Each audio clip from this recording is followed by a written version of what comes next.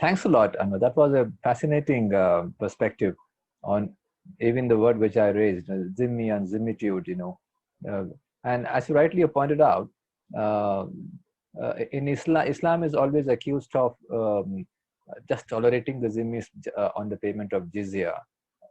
And But then there are many other traditions which are not religious, and yet zimmitude exists. You mentioned so many things, the Hindus in in what do you call Pakistan, and the Uyghurs in China. They are zimmis of that niche, of that land. The people of Burma, the Rohingyas, they could be called the zimmis of Burma, right? They have no rights at all. In fact, even if they pay money, they are not going to be given those rights. So therefore, how would you reconcile the zimmitude of Muslims in other countries? And then, but then, in your research on the zimmis, one question I would like to ask you is: did you find any theological backing to because the people quote this chapter 9 and the jizya verse and all, and to say that this is where it was institutionalized?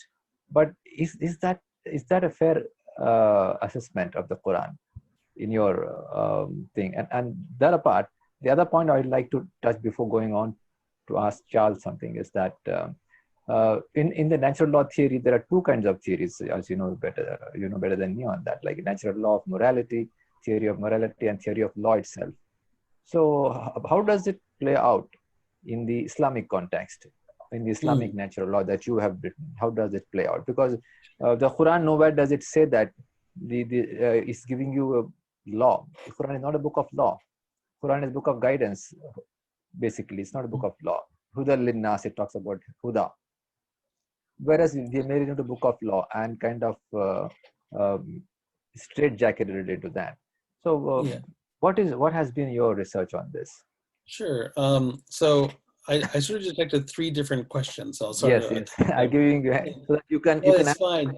I don't want to intrude you once again and again. So I thought I'll give you Yeah, some no, time. no worries, no worries. Let me start with I'll go backwards in order, and I'll end with the natural law argument, or the query. So you asked me about chapter 9. This notion of the dhimmi. How do where do we what's been the reaction within the historical tradition around it? And so one of the things. So I'm not. I didn't do the prehistory, the pre-Islamic history of this. That's not an area that I'm in. As much as I agree with you that the Quran is not a legal treatise or a legal code, I do recognize that jurists treated certain verses as if they were a kind of code, as if they were a command, in the kind of statutory way that we tend to think of law today. And in that regard, what's interesting is, as I'm sure this audience knows, whether it's tafsir or fiqh, jurists were great at simply going one line at a time. So in tafsir commentary, it's one line at a time. They don't think thematically across the entire text or across an entire chapter necessarily, right? Fazl Rahman tried to introduce us to these ideas around the themes of the Quran, but historical fiqh relied on this line-by-line exegesis, and the fiqh and the tafsir tradition are not all that different in this regard. So when you look at the fiqh tradition on chapter 9, verse 28, I think it is, or 29, the jizya verse, it takes the jizya verse in isolation, right? It looks at it without the context of the relevant chapter, without the whole notion of the Quran behind it. And it takes it as if it's a directive straight from God, as straight from the legislator. So let's be, so in terms of the method of analysis that you see, it's just that verse. Of course, there is a locating the verse in Islamic history going back to Umar bin al-Khattab, going back to the Prophet's own treatment of the Jewish tribes, which was somewhat different from the dhimmi status historically. But there is some locating it within the sunnah of the Prophet and the traditions of the companions, with Umar being very specifically the figure there. So in that sense, it has a pedigree within a sacred history that becomes very difficult to touch. The question, though, is what do we do with that category? So that's the first question is, how do we locate it within that tradition? The second question is, what do we do with the dhimmi idea today? You raise the idea of, are these other peoples like the Rohingya, the dhimmis as well? And I'm hesitant to extend the label. I'm too much of the historian to be able to say, the Rohingya are the dhimmis of today. Rather, what I would argue instead is that the notion of the dhimmi reflected in the Islamic historical tradition one side of regulating minorities within. Think about it this way. When you look at if you look at the Dar al-Islam as a domestic polity, like any other state, we would say, who has the greatest amount of rights? And that would be citizens. Who has second? Well, we think about immigrants. Immigrants naturalize in different ways. There's temporary, there's visitors. If I come to India, I'm on a visitor visa. If I reside there permanently, I have a different kind of status. I might reside there permanently, but not be a citizen. So maybe I vote, maybe I don't vote. This happened to me as I migrated from the United States to Canada. I was on a work permit first, no voting rights. I became a permanent resident, still no voting rights. I was paying taxes the entire time, by the way. And then I finally became a citizen and could vote fully, right? The similar idea with the dhimmi, there are different relations to the regime, to the Dar al-Islam. There's the Harbi from the Dar al-Harb who comes out, the total foreigner. There's the person with a temporary license to remain, the Musta'min who has the Aman, and the dhimmi. Now, what's interesting about Muslim jurists is say that the dhimmi is, other than the Muslim, as mu'akkad, is the most significant of the non-Muslims in the Muslim regime. So these are your permanent residents who are not full citizen in a sense. If you want to use, it's ahistorical for me to use the term in this context. But they're the most significant outsider, the most significant of foreigners for us Muslims to regulate. And so if we were to look at the dhimmi in that way, then that's an interesting way to think about all these other places, is that, well, what makes the Rohingya foreigner? What makes the Uyghur foreigner? What makes the Muslim in France foreigner? And we have to ask, well, are they really foreigner when France was in Algeria? Is the Uyghur really foreigner when China extends into the region? Is the Rohingya really foreigner? And then we begin to locate the politics of foreignness in a very different way. So that's how I would answer your second question. The third is around natural law. And if I remember correctly, like, how do we locate notions of morality and law? And I would simply like to suggest that, in Kalam is where all the big fights happen. This is where you're either orthodox or heterodox. And so in many ways, my colleague Rumi Ahmed wrote in a book called Narratives of Islamic Legal Theory that all those theological fights have the potential of excluding you from the community. But what if you still have questions about those? Where's a safe place to do that? Those fights take shape in usul al-fiqh. And it's a very technical genre. Not everyone wants to read it, but it's embedded within legal analysis. And so looking at two Hanafi jurists, he shows how the two of them had a core dispute on a matter of Maturidi theology. Now, if they do that publicly in the world of kalam, that could be problematic. But if you hide it within the context of usul al-fiqh, then in many ways you're integrating that moral contest within the formation of legal thought. That's why I think usul al-fiqh is such an interesting, but also it's an interesting genre, because it's a mixed genre for the very reason that you raise. Absolutely. I'm sorry if I was a little too long. No, thanks a lot. I think that makes sense. What you say certainly makes sense. In fact, I would like to ask Charles, during the course of his discussion, he told us that the jizya is not just peculiar to the Quran. It was there in the Greek, during the Greek times. Even the Greeks had it. He also mentions the Sassanids. So could you say something more on that, Charles? I mean, the jizya and other traditions before Islam. Well, sure. I mean, the Sasanian Persians had, a legal framework for the religious minorities, specifically the many Jewish diaspora and the Christians, the various Christian sects, the Melkites and the Jacobites and the what were called the Nestorians, falsely so called, the Church of the East, along with the Greek Orthodox and some Coptic, etc. So, and along with that, they of course were a Zoroastrian state. So it was framed around Zoroastrianism as their state religion, and the rest of these were, right, second-class citizens, or however you want. They were the dhimmi, as it were, although they didn't use that term. So, you know, you have the Arab tribe, and I forget, is it the Lakhmids or the, which one were the clients, so to speak, or whatever term you want to use, of the Sasanian Persians, which were the middle, you know, liaisons between the Arab trading tribes and the Sasanian state in that pre-Muhammad time. You know, again, my point is that, and I think most historians, I'm a historian, the point is that here you have a system that shows many features that are similar to the Covenant of Umar, as it becomes called, the dhimmi status in Islam.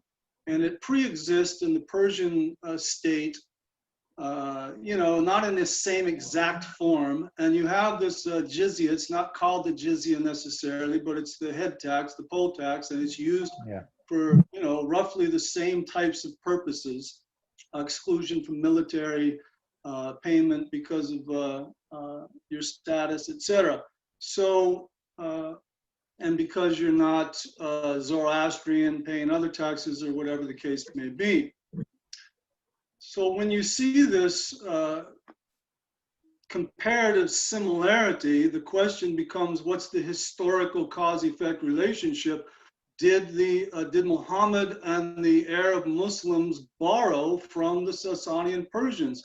As a historian, I must say the historical evidence favors the idea that Muhammad and the later Arab Muslim peoples borrowed from that surrounding state, both the jizya itself, which, by the way, my point wasn't about the fighting and all that in the chapter 9, verse 29 there. I know that gets used for other purposes in that way. My strict point was historical about the jizya and its historical location in other cultures, specifically the Sasanian, but also the Greek.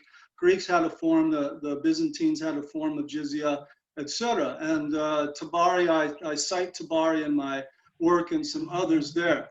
So you have this historical context that you have to ask, what's the historical relationship there, and did the Arab Muslims Muhammad included borrow from that?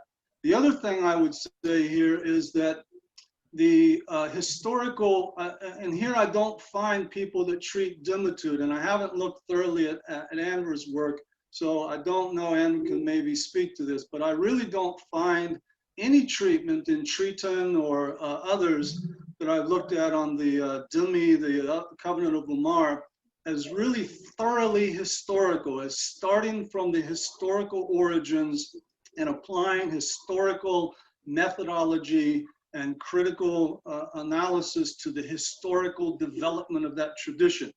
The Quran, Surah 929 is a starting point. Again, I want to avoid the debates over how that verse gets used in other ways, but strictly with regard to jizya and the fact that the jizya does become a part of the dhimmi status in the Covenant of Umar traditions later on. But after that, what else do we have? We have the Constitution of Medina, as Anver already referred to. We have Khalid's treaty with Damascus, the treaty with the Syrian town of Hims, and the Treaty of Umar with Jerusalem. And then we have the pattern treaties of the various Islamic law schools, and particularly in this case, the earliest that I know of is the Kitab al-Umm of Shafi'i. But then we have to ask historically, what are the earliest manuscripts we have of these traditions historically? So you've got Ibn Ishaq, who is filtered through Ibn Hisham, and that's going to put us down into the late 8th century in that sense, as to our first historical references to that. We also have Abu Yusuf in 798 CE. In his writing, he mentions the Covenant of Umar and features of it, and it's a very unique condensed form. It's not expanded yet. We have a brief passing reference in the Muslim lawyer al-Mawadi sometime in the early 11th century. We have then the next historical reference clearly made that I'm aware of is Ibn Askir and his history of Damascus in approximately 1170 CE. And I'm sorry, before that is the Charter of Protection, which Alphonse Mignon discovered and translated, which was in 1138 granted by the Caliph what was it? Muqtafi, I'm getting it wrong here, the second, and to Abdisho the third of the Church of the East. So these are our historical sources. The earliest historical witness that we have to the Covenant of Omar is to the later 8th century into the 9th and 10th century. You have to be open as a historian, as a scholar, to asking questions about how those narratives were constructed in the period that they were constructed, by who they were written, and for what purposes. And by the time you get to the construction of those narratives, what influences have come in over the course of at least 125 to 150 years of Islamic tradition that you've got there before we have the first written testimony. So I'm dealing here with the question as a historian of presuming that the form and the shape, the exact form and the shape of these traditions in that early period where we don't have historical documents to verify that apart from the Quran. I'm not questioning the validity, veracity of the Quran as coming from Muhammad, but that one verse, the next thing that we have is late 8th century into the early 9th and 10th century, and you have to take in the historical context of influences again, and the situation of the writers, their purposes, and all of those kinds of issues. And until we discuss those kinds of historical issues of critical analysis, then it's a difficult question to answer. This gives rise to another logical question, Charles. The Covenant of Omar that you mentioned, could it be, do you suspect it to be an ex post facto composition or ex post facto fabrication? Because all these things are, we must see in the context of the caliphate, or it was more of an imperial caliphate, it was Muslim imperialism after the four caliphs. So during the Umayyad and the Abbasid period, do you think there is any possibility of such documents having been created ex post facto to sustain their own theories or to justify their own authoritarianism of the Muslim Khalifas of those times? Do you suspect, as a historian, any such thing? Well, it's always in history, you're faced with degrees of possibility and probability. Okay. We can't answer with an absolute when we don't have the absolute evidence, unless we have an absolute declaration. But, we look to what degree the evidence supports a certain conclusion along the lines. Is it maybe, is it probably, is it most likely, is it almost without doubt, whatever the case may be. I would say certainly you have to be willing to ask that question. Ask questions, yes. And certainly I would say by all evidence of history as we know it, as we interpret it, every state, every religious group, every cultural group, language, ethnic group, gender, whatever it may be, interprets with their own purposes in relationship to their own context and their own needs. Whether you want to accuse them of some kind of dominating, subjugational purpose, or of simply resolving the dilemmas of their day, I prefer to think of it, at least at the starting point of that. Every one of these people from Muhammad on down the line were faced with their own historical contingencies, exigencies, and they needed to resolve those relational issues, and they resolved them in very practical ways in the face of their own context. Those historical contexts shared much in common, as Anver has already pointed out, and talking about Myanmar and China and the Kurds and whoever else you want to bring into the picture. So these shared contexts that result in shared human ways, and when you have shared traditions that are right there available to you, that you've seen how other people have appropriated and dealt with this problem, it's very human to borrow from that, to incorporate that into your own systems. I'll stop with that. Yeah. In fact, I mean, this prompts me to ask Anwar, about the natural law itself, because Anwar, as you know, as a lawyer, I mean, Justice Oliver Wendell Holmes Jr. had his famous statement was that the law is what is interpreted by the judges. So till that time, the law, you can only guess what the law actually is. So the same logic must apply to the Quran, and because Quran can be interpreted in multiple ways given the context and given the not just the 7th century context. As you proceed, the Quran evolves. We need to apply it to the different contexts that emerge in time. So therefore, is it not that even the natural law theory that you are talking about should evolve based on the interpretation of the Quran, keeping in mind the modern findings, other research or other things that that would define the context? So how do you place Oliver Wendell's statement with respect to the Quran, and say that interpretation is what matters, not the text itself? Yeah. So when Holmes was writing in the late 19th century, he was an early. He helped influence, in one sense or another, the development of the legal realists in the United States. Yeah. And the legal realists of the early 20th century were very much committed to this idea that law is what the judges say. I think it was Jerome Frank who went so far as saying the law depends on what the judge ate for breakfast that morning. Rather tongue-in-cheek, so to speak. And so that's certainly one tradition within the American legal historical genre. What's interesting about that is, of course, the effect of World War II on the legal realists. The legal realists couldn't deny, for instance, that Nazi law was law. It is what judges said it was. So Lon Fuller in 1954, I think, writes a work that really takes aim at that line of thinking, the legal realist line of thinking, to say, well, actually, no, there is an inner morality of law. And he has 8 different principles that he looks at that speaks to the notion of law's inner morality.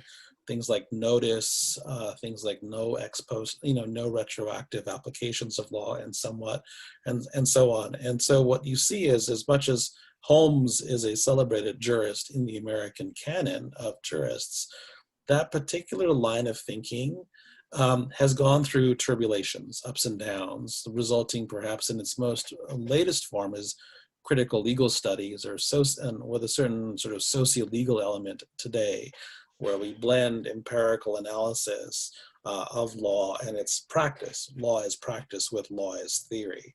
And so I'm not so sure I would rely on Holmes's sort of tongue-in-cheek perspective or the legal realists specifically for this particular position without locating them in contemporary language today, which is a bit more disciplined and a little bit more in between where Holmes might have been.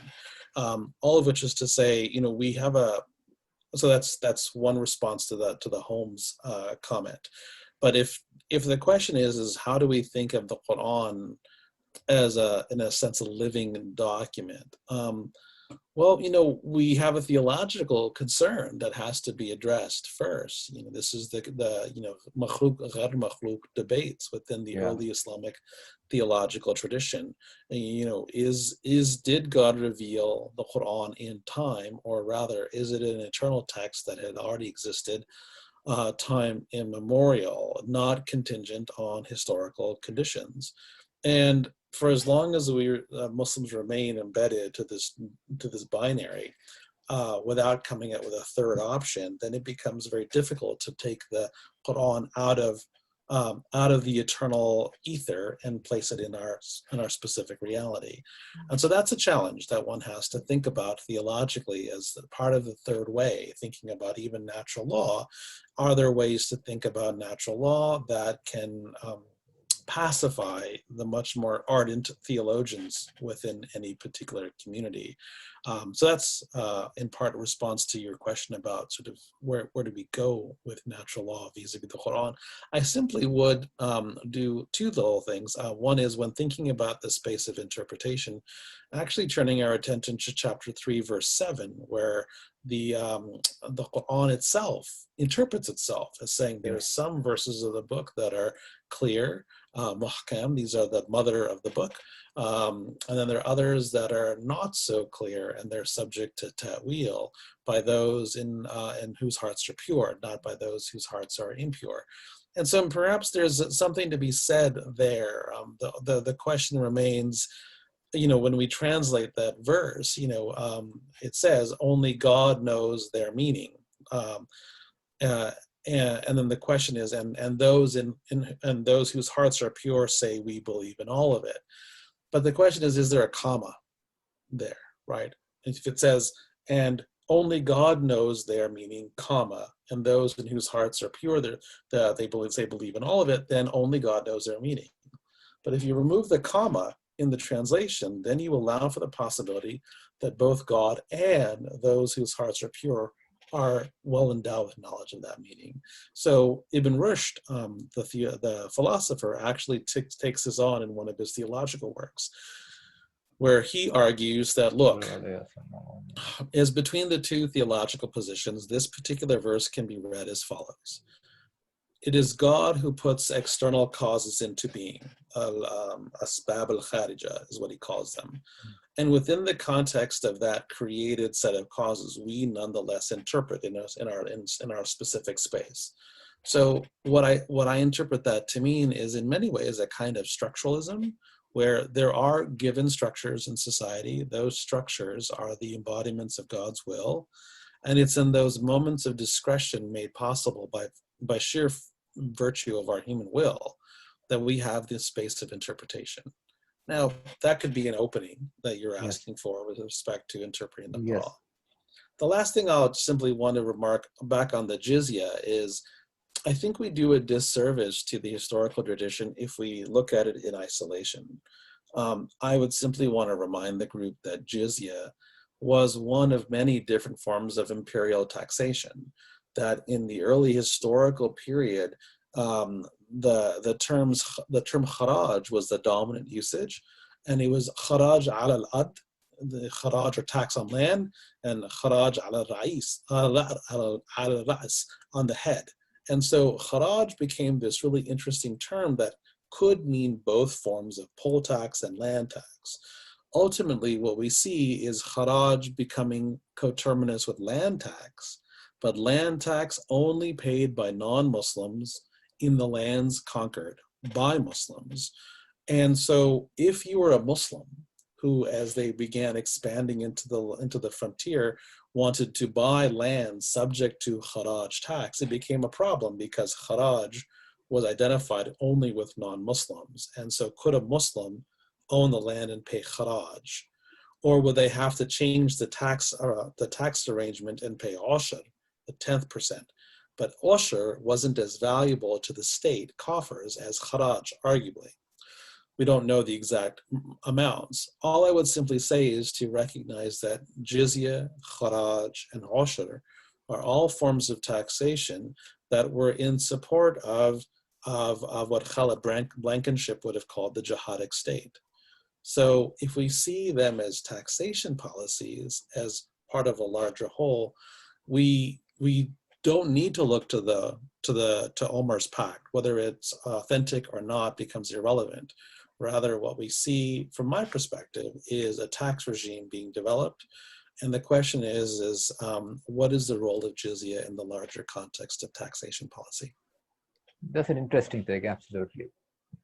Thanks a lot, Anver, for that. That's giving me a different perspective on the whole idea itself. Great.